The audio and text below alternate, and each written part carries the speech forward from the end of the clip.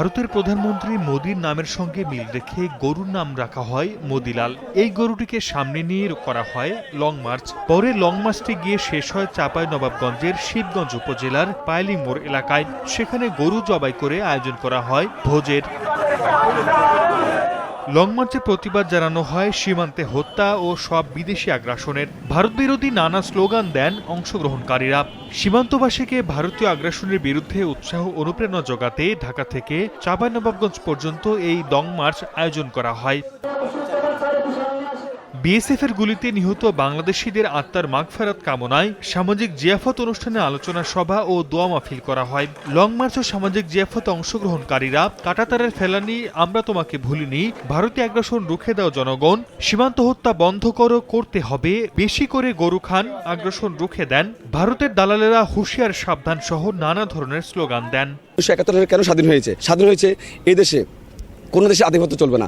ভারত বলেন, পাকিস্তান বলেন, চীন বলেন, রাশিয়া বলেন, আমেরিকা বলেন, আমাদের সার্বভৌমত্ব দেশে আমরা কোনো দেশে আধিপত্য মানব না। বিএসএফকে আমরা বলতে চাই যে বাংলাদেশে 5ই আগস্টের আগে আতাত করার মাধ্যমে বিগত বছরগুলোতে যেভাবে ফেলানি হত্যাসহ যত হত্যাকাণ্ড হয়েছে, এই বাংলাদেশে আর এই হত্যাকাণ্ড হতে দেওয়া যাবে না। ভারতে কোনো রকমেই গরু জব, গরু উৎসব বা কোরবানি এই কাজগুলি করতে দিচ্ছেন না। আমরা এখান থেকে এই বার্তা দিতে চাচ্ছি, আমরা এখানে যেভাবে স্বাধীনভাবে ধর্মীয় সকল কাজ করতে পারছি, ওখানের ভাইরাও স্বাধীনভাবে করবে এবং তাদের যে হিন্দুরা আমাদের দেশে বসবাস করছে তারাও তাদের ধর্মীয় সকল কাজ স্বাধীনভাবে করবে। এই সীমান্তটা শান্তিপূর্ণ থাকুক, তারা যেন আমাদের দেশের মানুষকে না মারুক। আমরাও চাই তাদের সাথে একটা ভালো বন্ধুত্বপূর্ণ সম্পর্ক হতে। বিগত দিনে যে ইন্ডিয়ার সাথে যে আমাদের মনোমালিন্য আমাদের বর্ডারে এবং তাদের যে অত্যাচার, তাদের যে আগ্রাসন এবং সে তারই পরিপ্রেক্ষিতে আজকের যে আয়োজন, এটা আমরা অবশ্যই পজিটিভভাবে দেখছি। ভারতীয় আগ্রাসন বিরোধী যে জনগণ রয়েছে, সারা দেশের জনগণ আমাদের শিবগঞ্জবাসী, চাঁপাইনবাবগঞ্জবাসীর পক্ষে আছে। এইটা মেসেজ দেওয়ার জন্যই তারা আজকে এত দূর থেকে আমাদের এখানে আসছে।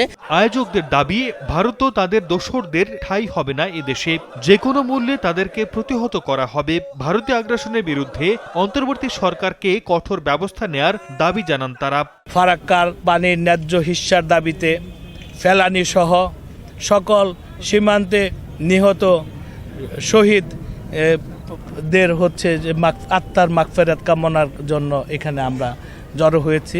আমরা ভারতের আগ্রাসনের বিরুদ্ধে প্রাথমিকভাবে ভারতের পণ্য বয়কটের আন্দোলন শুরু করলেও এখন আন্দোলনটা ভিন্ন মাত্রায় চলে গেছে।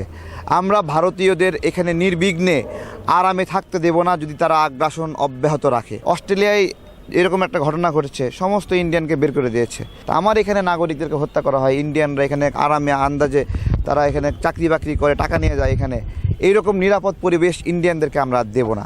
শনিবার মধ্যরাতে ঢাকার কেন্দ্রীয় শহীদ মিনার থেকে চাঁপাইনবাবগঞ্জের উদ্দেশ্যে লং মার্চটি রওনা দেয়। সময় সংবাদ, চাঁপাইনবাবগঞ্জ।